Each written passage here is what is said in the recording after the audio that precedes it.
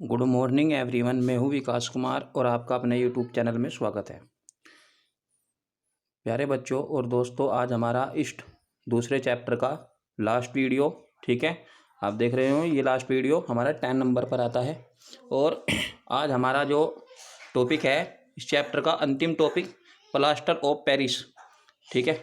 नाम आपको कुछ जाना पहचाना सा भी लग रहा होगा। चलिए, नहीं जानते तो मैं बता देता हूँ। सिंपली है, आपने किसी की टूटी हुई हड्डी पे प्लास्टर चढ़ा हुआ देखा होगा, तो ये वही है प्लास्टर ऑफ पेरिस। इसको पॉप के नाम से भी जाना जाता है, ठीक है। आपने देखा होगा जो डॉक्टर कलीसी लपेट देते हैं हाथ पर, वो यही है प्लास्टर ऑफ पेरिस, ठीक है। क्या नाम है इसका? Plaster of Paris. इसका जो रासायनिक नाम है कैल्शियम सल्फेट हेमीहाइड्रेट, ठीक है।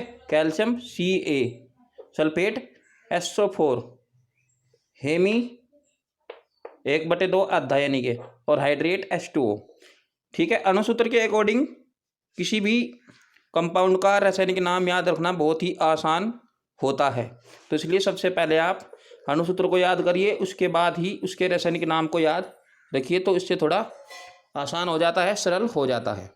आप चाहो तो यहाँ जो आधा H2 1/2 लगा हुआ है, इसको यहाँ आप अर्ध हाइड्रेट भी बोल सकते हो, इसमें कोई दिक्कत वाली बात नहीं है। आप हेमी की जगह अर्ध हाइड्रेट भी कह सकते हो, क्योंकि आधा है तो इसलिए अर्ध हाइड्रेट भी इसको आप कह सकते हो, ठीक है। तो ये इसका अणुसूत्र है CSO4 × 1/2 H2O, यानी कि कैल्शियम सल्फेट में थोड़ा जो पानी है, यानी कि पानी की जो आधी मात्रा होती है वो उपस्थित होती है। रही बात अणुभार की, आप इसका अणुभार भी निकाल सकते हो। कैल्शियम का अणुभार 40, इसी तरीके से सल्फेट का, ठीक है। और ऑक्सीजन का भी आपको पता है, लिस्ट के अकॉर्डिंग आप देखकर सभी का अणुभार निकाल सकते हो। हाइड्रोजन का एक O का, थोड़ा इस तरीके से आप सभी का अणुभार निकाल कर सारे के सारे को एक जगह जोड़कर इसका अणुभार भी निकाल सकते हो।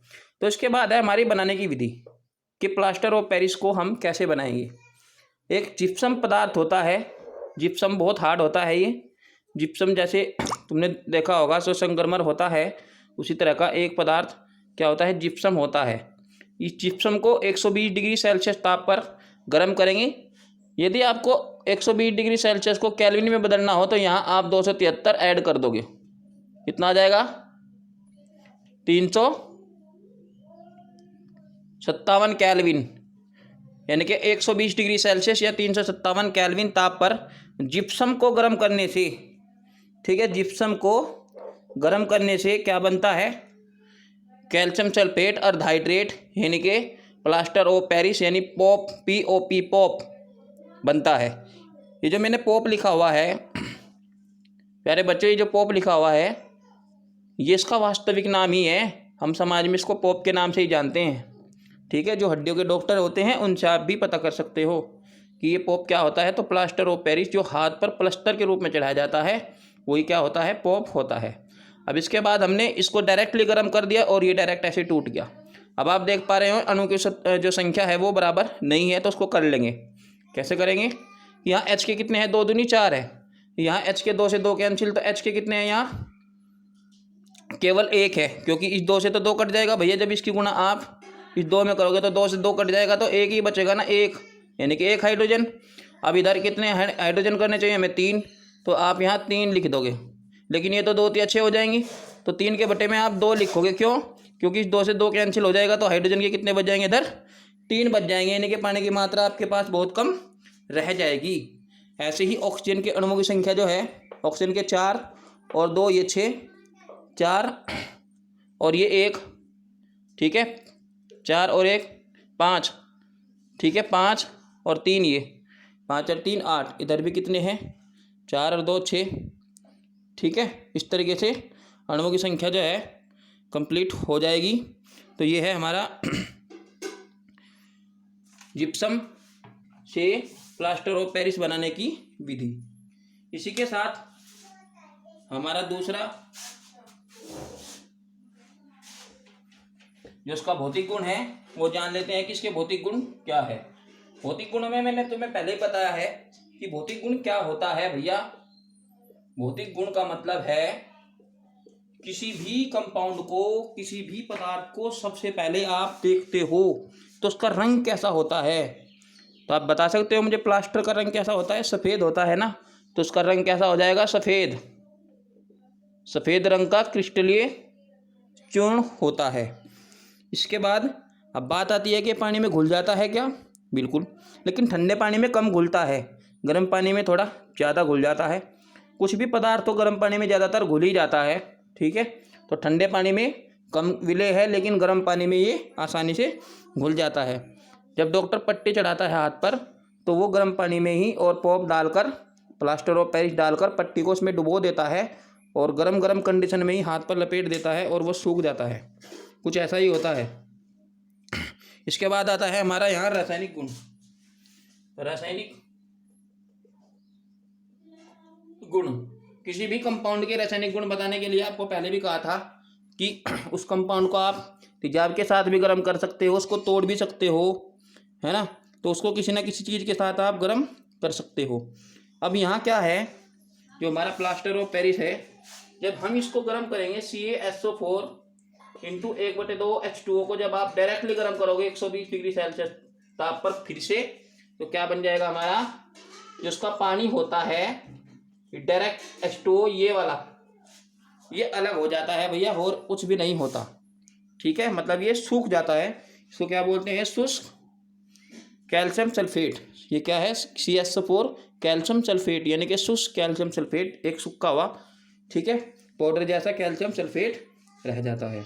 यदि आप इस कैल्शियम सल्फेट को फिर से 400 डिग्री सेल्सियस ताप पर गर्म करेंगे तो आपको कली प्राप्त होगी। आप कह सकते हो कि कहीं ना कहीं जो कली है, जो दुकान पर कली आती है, देखा होगा, पत्थर जैसी कठोर, वो यही होती है भैया। कैल्शियम सल्फेट को गर्म करके ही कली का निर्माण अधिकांश किया जाता है फैक्ट्रियों में। तो ये क्या है? कैल्शियम ऑक्साइड, शुष्क कली है। फिर आप इसमें पानी मिलाते हो, ठीक है, जब पेंट करते हो, कलर करते हो कली का, तो इसमें आप पानी मिला देते हो, तो ये क्या बन जाता है? बुझा चूना बन जाता है, और उसमें से बहुत ज़्यादा उसमें निकलती है। देखा होगा, ये ऑटोमेटिक ही गर्म हो जाता है पानी के डालते ही, ठीक है। तो ये हो जाएगा हमारा इस तरीके से रासायनिक गुण। और भी बहुत सारे रासायनिक गुण आप इसमें लिख सकते हो, तो कोई दिक्कत नहीं है, 1-2 भी लिखोगे तो भी चलेगा। हमारे पाठ्यक्रम में इतना सही है वैसे तो। इसके बाद बात आती है उपयोग। उपयोग बहुत ही आसान है, आप जान चुके भी होंगे कि इसका मुख्य जो उपयोग है, टूटी हुई हड्डी को सेट करने में होता है उपयोग भैया। टूटी हुई हड्डी को सेट करने में इसका उपयोग किया जाता है। टूटी हड्डी को सेट करने के लिए प्लास्टर ऑफ पेरिस यूज किया जाता है। दरअसल जब इसका एक ही जगह लेप कर दिया जाता है तो हड्डियों में मुड़ाव उड़ाव नहीं होता, तो ये जो है हड्डी को उसी स्थान पर जोड़ देता है। इसके अलावा इसका और भी बहुत सारा काम है। मूर्तियां बनाने में, जो मूर्तियां होती है सफ़ेद रंग की मिट्टी की, उनको बनाने में भी इसका उपयोग किया जाता है। और मूर्तियों के अलावा बहुत सारे सामान, और दंत चिकित्सा, मतलब जो दांतों के जो डॉक्टर होते हैं वो भी प्लास्टर ऑफ पेरिस को, हमने सुना होगा, मसाले के रूप में भर दिया करते हैं, जिसको बोलते हैं कच्चा मसाला, ठीक है। क्या बोलते हैं इसको? कच्चा मसाला। इसको प्लास्टर ऑफ पेरिस को भी वहाँ भी, ठीक है, भर दिया जाता है। इसके अलावा दीवारों को चिकना बनाने में भी प्लास्टर ऑफ पेरिस का उपयोग होता है। इसको क्या बोलते हैं? पुट्टी। पुट्टी बोलते हैं। तो पुट्टी के रूप में भी इसे हम यूज कर सकते हैं। महंगा है, लेकिन कुछ लोग इसको पुट्टी के रूप में भी उपयोग कर सकते हैं। दूसरा, अग्नि रोधक, यानी कि आग को रोकने में भी, ठीक है, उपयोग कर सकता है।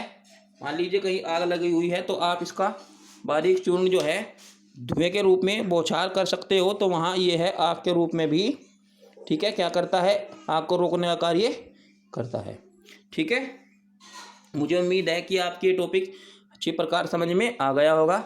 आज का जो हमारा जो वीडियो है वो यहीं समाप्त होता है, ठीक है। अलविदा चाहता हूँ, लेकिन इससे पहले आपको बता दूँ, ये आज हमारा जो इस टॉपिक का टॉपिक है वो लास्ट था। ये इसी टॉपिक पर कंप्लीट हो जाता है।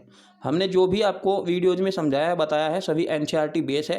कल हमारी जो वीडियो जाएगी आपको तीसरे चैप्टर धातु और अधातु के साथ शुरुआत करेंगे। मुझे उम्मीद है कि ये चैप्टर भी आपने बहुत अच्छी तरीके से समझा होगा, ठीक है। धन्यवाद।